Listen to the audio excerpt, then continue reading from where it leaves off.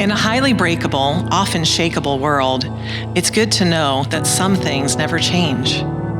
When we are pressured to conform, when our beliefs are belittled, it's good to know that some things never change. When we are asked to do the impossible and we fail, it's good to know some things never change. When we feel all alone and we wonder if we should take a public stand, it's good to know some things never change. When God tests us with success and we are tempted to take the credit for ourselves and nurture our pride, it's good to know that some things never change. When everything around us seems uncertain and out of control, it's good to know that some things never change. When events shake us to our core, when right seems wrong, and when wrong seems right, it's good to know that some things never change. When pain and suffering put our faith to the test, And the foundations we build upon seem like leaves in the wind, It's good to know that there's a rock, there's a refuge, there's a promise, there's a goal, there's a Jesus who never changes. When shaking times come, It's good to know that some things are unshakable. Hey, welcome to Calvary. Wherever you find yourself, however you found us, you are so welcome. This last week, we had the opportunity here at Calvary Harvest Fields to partner with Terry and Robin Wallen to do some leadership development stuff, some coaching, skills, training. And Terry is from Chico, California. He considers himself part of the Calvary family. So for all those of you who connect outside of our local area, he's one of you. I just want to say he gave me a coffee cup, and I need to make sure that you see this coffee cup, a Chico state of mind. And I promise you, anybody who gets me a coffee cup, sooner or later, it will end up here. So this weekend, we are jumping into Hebrews chapter 12. We are on this series called Unshakable, and we started last weekend. So if you didn't catch that one, it would be great to catch it. This week, we are jumping into really just the first few verses of Hebrews 12. Ben Coleman never won a race. He ran many races, but he never won. In fact, in every race he ever entered, he never finished better than dead last. In his 4 years at Hannah High, Ben was the slowest, literally the slowest cross-country runner in America. And I know you're thinking that's only because Pastor Dan wasn't running, and you're probably right. But in 4 years, Ben's all-time best for that 3.1 miles was a bit under 40 minutes. A few weeks ago, I had the chance to see my daughter Katie run her very first marathon. The same morning, my daughter-in-law Kelly ran a 10-mile race, and they both would have demolished Ben. But Ben had cerebral palsy.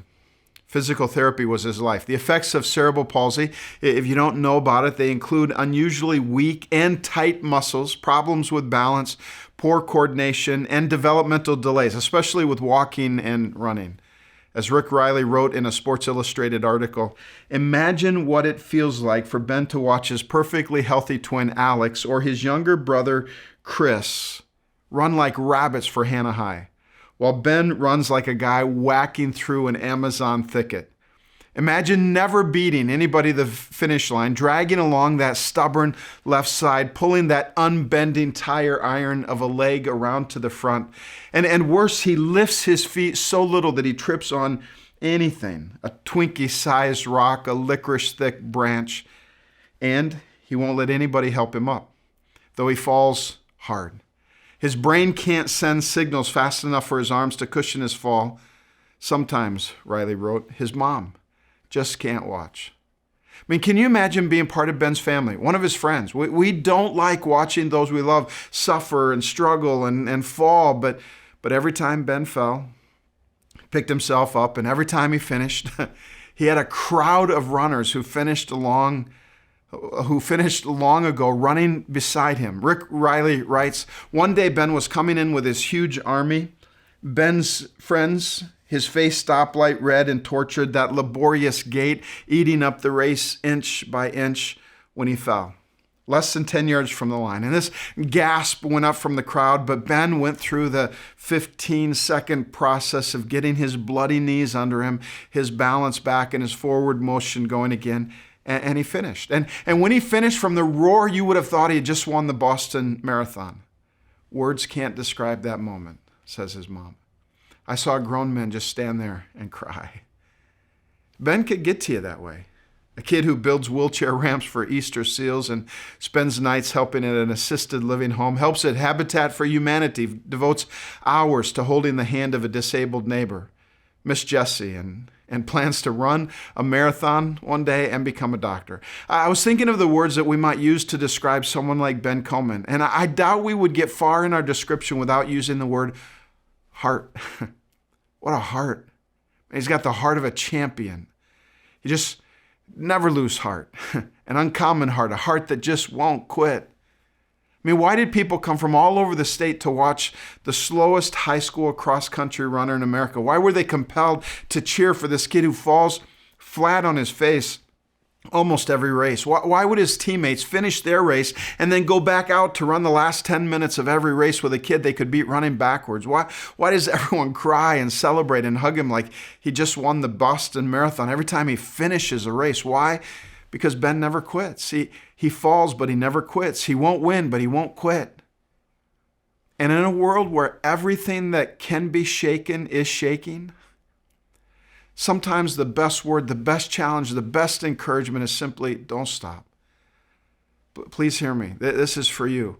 Don't give up. Don't lose heart. Don't quit. His mom says his falls have not broken his spirit. Kid's sister Megan says he teaches me how to persevere and not give up on myself. And Ben says this, I think God has put me here for a reason. I think I've been given a gift so that I can set an example for other people. I'd like to show people that you can either stop trying or you can pick yourself up and keep going. Now, if there are just two words that I hope stick in your soul today, it's the words don't quit. Don't give up and don't give in. Don't stop. You may be on the verge of your greatest finish. I know you fell hard, but you may be a chapter away from a celebration with a crowd of friends. You might just be one step away from an experience that could develop your heart into the heart of a hero, the heart of a champion. Don't quit. Because it's not just a race.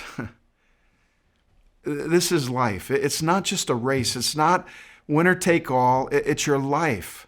So with that in mind, listen to these words in Hebrews chapter 12, verse 1. Here's what the author of Hebrews writes. Therefore, since we are surrounded by such a huge crowd of witnesses to the life of faith, let us strip off every weight that slows us down, especially the sin that so easily trips us up, and let us run with endurance the race that God has set before us. Now, Hebrews 12:1 starts with the word therefore, and a good interpretation principle is anytime you see the word therefore, you should ask what it's there for. In this case, it's building on chapter 11.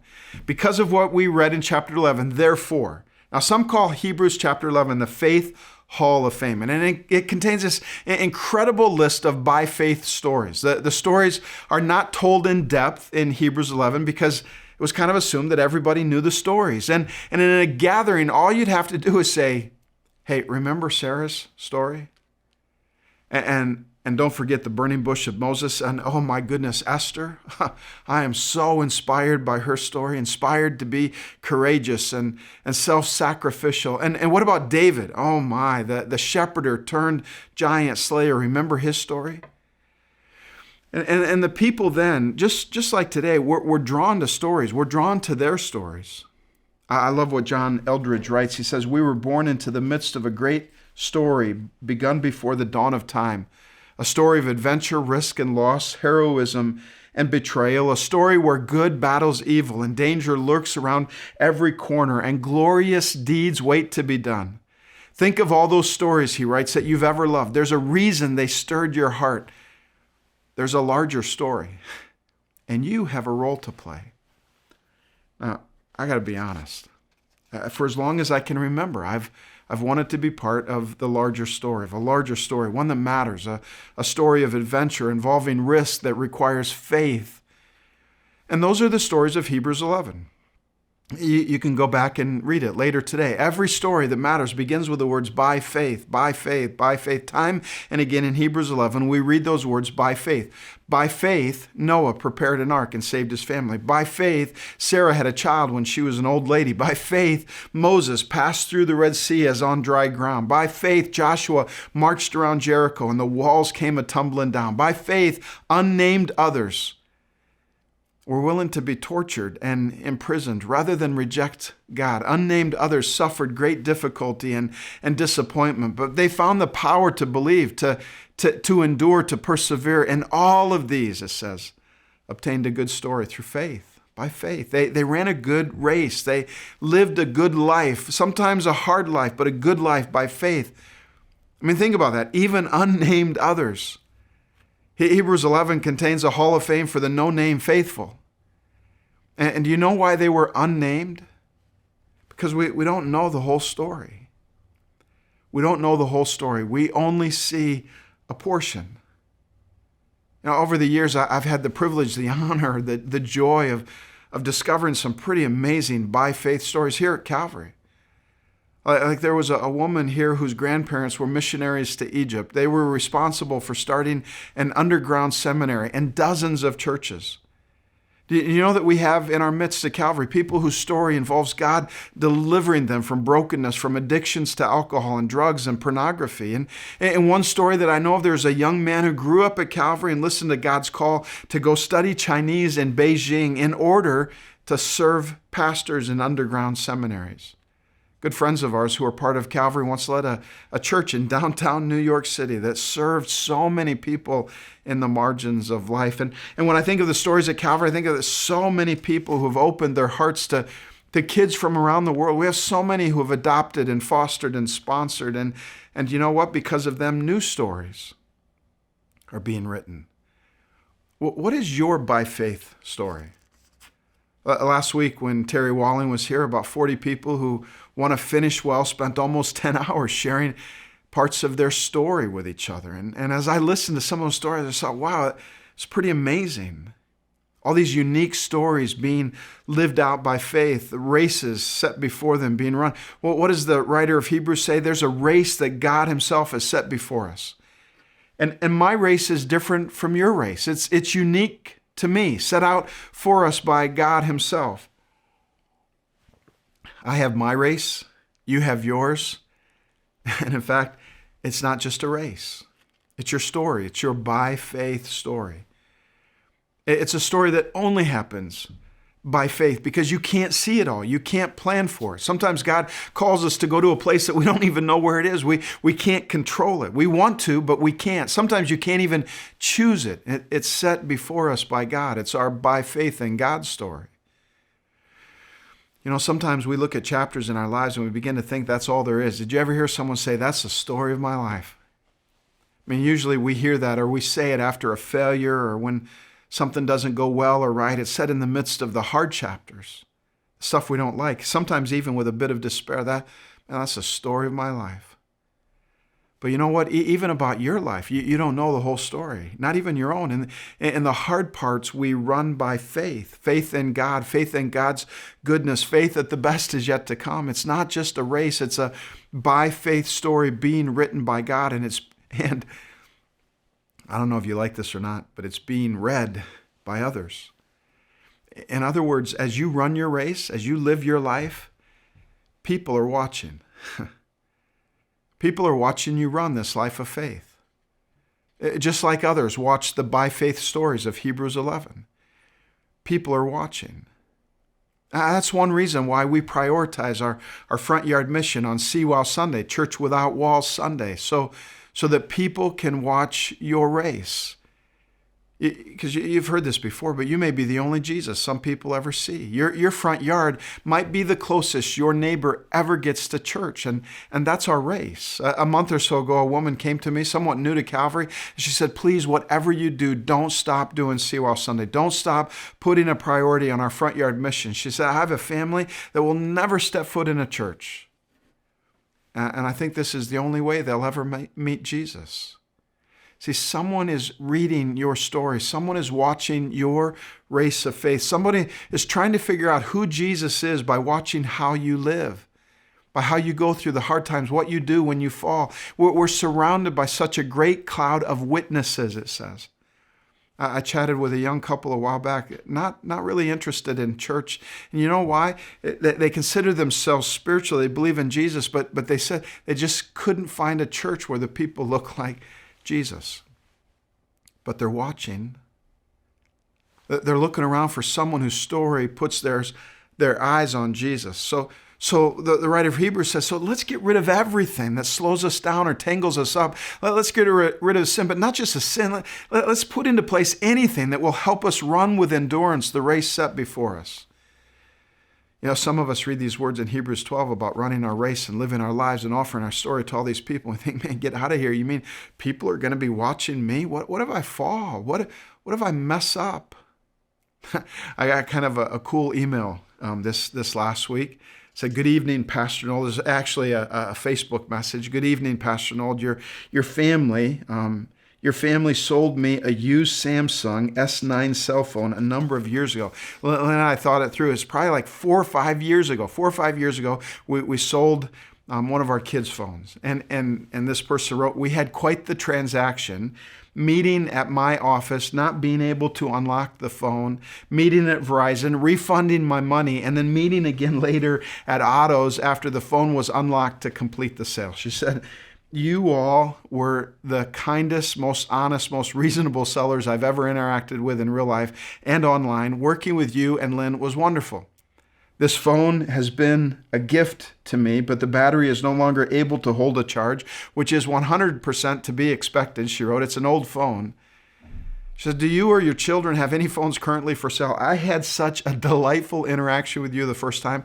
I'd really like to repeat it if you have a current listing. Thanks for your time. Hope you all are well. God bless. Man, people are watching. And little things and big things. About 20 years ago, I did a memorial service for a lady from what was then called Hilltop Mobile Home Park. Those of you who live in the area, you know it, and you know that it's no longer there, but this woman's name was Marjorie, and our intersection with her life began with a conviction that we at Calvary, we could do a better job of loving our neighbors. That this conviction has been with us for a long time. We've had this passion for a long time, and so we started casting a vision to buy a mobile home at Hilltop, and they give someone the opportunity to move in and do life with those in the neighborhood. Live there and love your neighbors. Be Jesus in that little community. Let that be part of your race, your by faith story. And so we started raising the money, and honestly, it was going kind of slow, and I wondered if we would ever get there, if it would ever happen. But one day I got a call from a couple at Calvary. They'd received a bit of a financial windfall. Man, it would have been so easy to see it as an opportunity to shore up their retirement fund, but they decided to run the race of faith. So they wrote out a check for $20,000. And it just so happened that someone else from Calvary was selling their mobile home in Hilltop. They called and said that they'd sell it for far less than it was worth in order to be a part of this faith story. And so we began what we called Hilltop Blessings. People lived in the home on a mission to do good. Relationships were built, and slowly trust was gained, just running the race set before us. And then one day, Noah came out of the trailer to find that a woman had fallen. It was Marge. And while Marge was in the hospital, it was discovered that her home was in great disarray. In fact, it wasn't a home that any of us would probably care to live in. And so Jesus' apprentices at Calvary rose to the occasion and began to transform her home, cleaning it and fixing it and rebuilding it. I mean, hundreds and hundreds of hours were put into this task by faith. I wish you could have been at her memorial service. We sat just in a group, a circle of people from that community. Nothing formal, nothing official. She was the last of her family. And I sat there just listening to people, listening to neighbors of Marge, and they were sharing how this experience, how that experience had changed them. See, they were watching, and I got tears in my eyes as I thought, this matters. Being the church in this neighborhood matters. Before Marge died, she found Jesus, and a community of neighbors were given living proof of a loving God. How? Simple. Someone took seriously the race set before them. A bunch of Jesus apprentices took seriously the mission to love God and love your neighbor. So don't quit. Let me say it again, don't quit. Even if you already made a mess in your family, in your life, at your workplace, in your neighborhood, don't quit. Even if your neighbor is mean and so broken that you feel overwhelmed and the race seems so long, don't quit. Get rid of everything that keeps you from being the hands and heart of Jesus, and don't quit, don't quit. When it seems like everything that can be shaken is being shaken, people need to see someone living by faith in an unshakable God. In shaking times, they desperately need to know that there are some unchangeable realities. Let me read Hebrews 12:1 again. Here's what it says. Therefore, since we are surrounded by such a huge crowd of witnesses to the life of faith, let us strip off every weight that slows us down, especially the sin that so easily trips us up. And let us run with endurance the race that God has set before us. And I know it's not always easy. I mean, the writer of Hebrews knew that it's not always easy. Jesus knows that it's not always easy.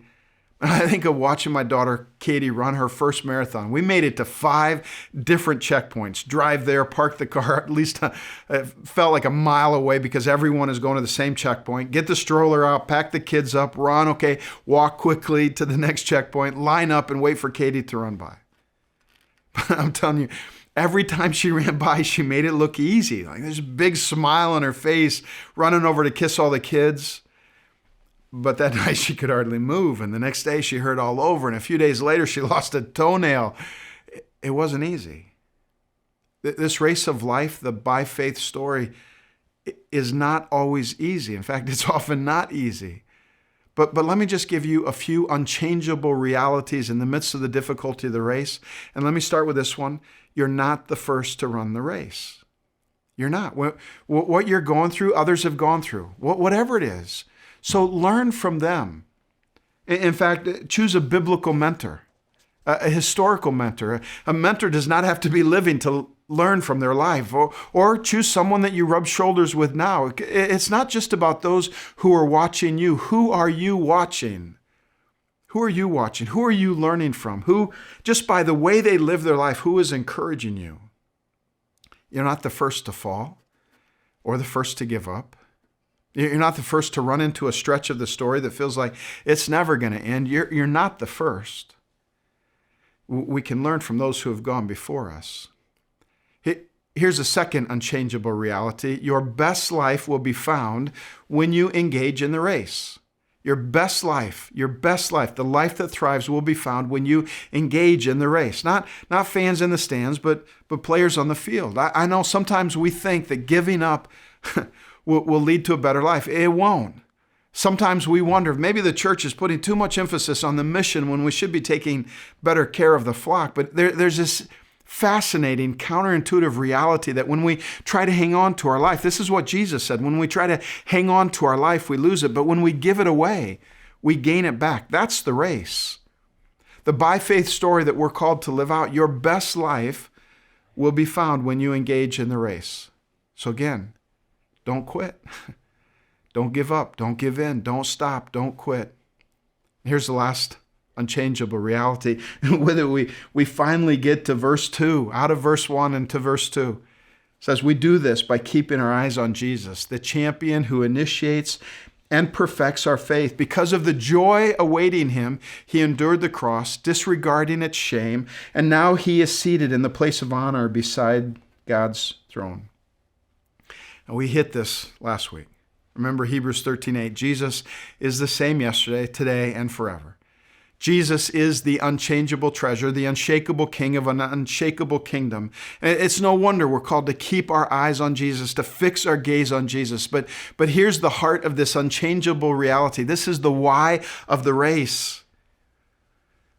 If you keep your eyes on Jesus, sooner or later you won't be able to take your eyes off of Jesus. See, when I think about races and great adventures, I think of passion and devotion and surrender. You know, every once in a while, I'm guessing this has probably happened to you, But every once in a while, you cross paths with a Jesus apprentice who is all in, devoted to Jesus. They are surrendered, willing to lay everything down and give everything up. And their surrender, it appears to be curiously hopeful and certainly joyful, not forced. They've seen something in Jesus that makes them want to follow him. They're fully devoted. They just can't get their eyes off Jesus. But there's a difference, right?